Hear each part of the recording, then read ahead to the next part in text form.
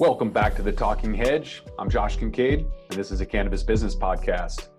Here's Marijuana Ventures do's and don'ts for 2019, lessons learned from running one of the largest privately owned software companies and publishing an industry-leading cannabis business magazine.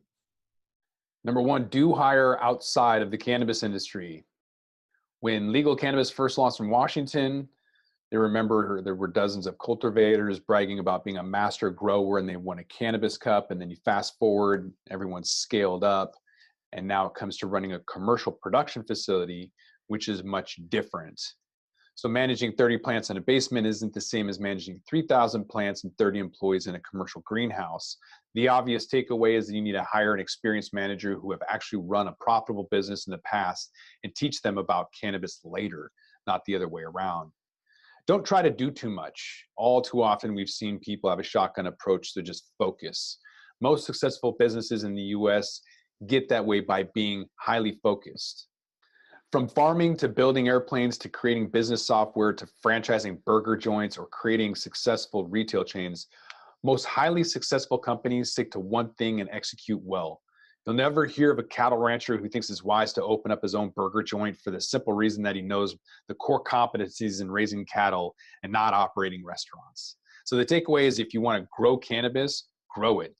Leave the refining and distribution and packaging and operations and sales to folks who know that end of the business. Follow the traditional agricultural model. Don't get sucked into vertical integration. It's always sounded like a good idea, but it rarely is.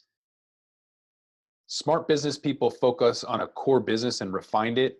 So a retail chain that has to worry about managing its own cannabis farm is one that will not have the freedom to buy the best product and prices for its customers and will eventually discover that worrying about its farm distracts it from creating the best possible retail operation.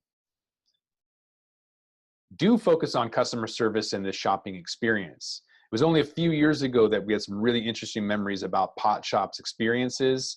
Some have made mistakes of hiring snotty, know-it-all types.